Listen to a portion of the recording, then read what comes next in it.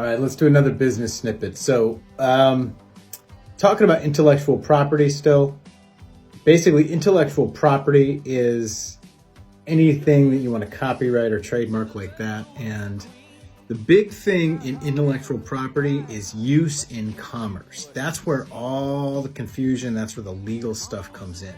So when you're using something in commerce, you basically want to protect it, right? So no one else can take your ideas and make money off it. That's the legal rub.